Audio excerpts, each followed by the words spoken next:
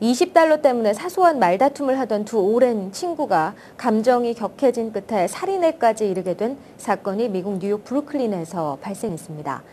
이일 뉴욕타임즈 등 미국 언론에 따르면 카일라 헨리크라는 여성은 함께 살던 카미샤 리처드를 흉기로 찔러 살해한 혐의로 지난달 28일 체포됐습니다.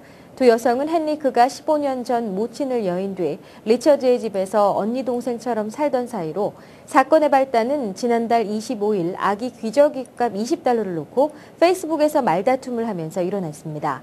두 여성의 말다툼은 점점 격해져 이날 밤까지 이어졌으며 이윽고 리처드가 최후의 승자는 본인이 될 것이라고 밝히자 헨리크는 즉각 만나자고 응답했습니다. 결국 리처드는 월요일 밤 가슴을 흉기로 찔려 사망했으며 헨리크는 화요일 새벽 1시 30분 2급 살인 혐의로 경찰에 체포됐습니다. 일부 목격자는 리처드가 먼저 다른 흉기로 헨리크를 찌르려 하자 헨리크가 이를 막기 위해 리처드를 찔렀다고 말하기도 했습니다. 한인이 많이 거주하는 롱아일랜드 나소 카운티에서 최근 독감 환자가 급사하자 신종플루 확산을 우려한 지역 보건당국의 비상이 걸렸습니다.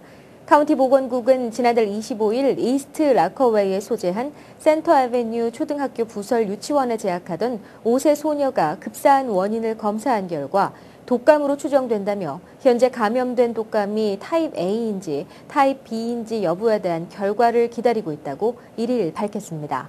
타입 A는 2년 전 지역 일대 물론 전국에 창궐했던 신종플루에 감염됐음을 의미하는 것이어서 보건당국을 긴장시키고 있습니다. 특히 이번에 사망한 소녀는 독감에 감염된 지 채 일주일도 되지 않아 갑자기 숨을 거둔 것으로 알려졌습니다. 나소 카운티에서는 지난해에도 독감으로 4명이 사망한 바 있습니다.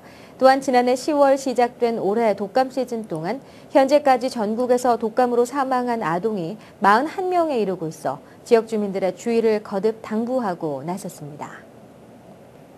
뉴저지주에 거주하는 이민자들이 미국 태생보다 건강한 것으로 나타났지만 한인을 포함한 아시안 이민자는 일부 항목에서 반대 결과가 나와 주의가 요구됩니다.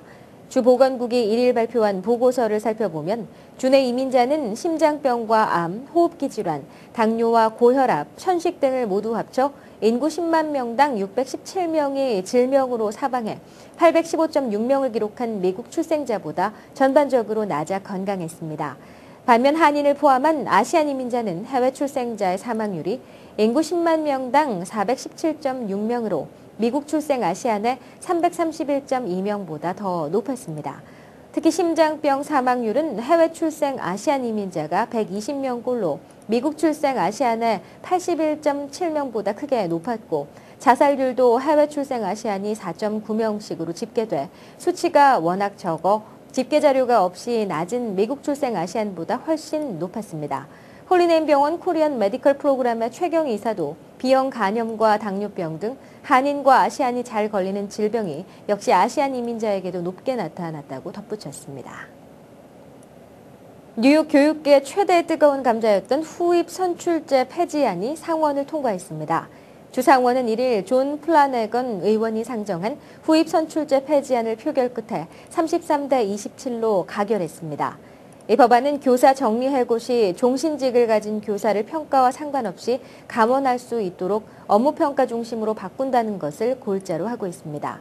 법안이 주 상원을 통과하면서 하원으로 넘어갔지만 공화당이 주도하는 상원과는 달리 하원은 민주당이 우세를 점하고 있기 때문에 통과는 어려울 전망입니다. 앤드류 쿠오모 주지사는 후입 선출제에만 근거해서 교사를 감원하는 것은 바람직하지 않다며 주정부 차원의 새로운 평가 제도를 마련하고 있다고 덧붙였습니다.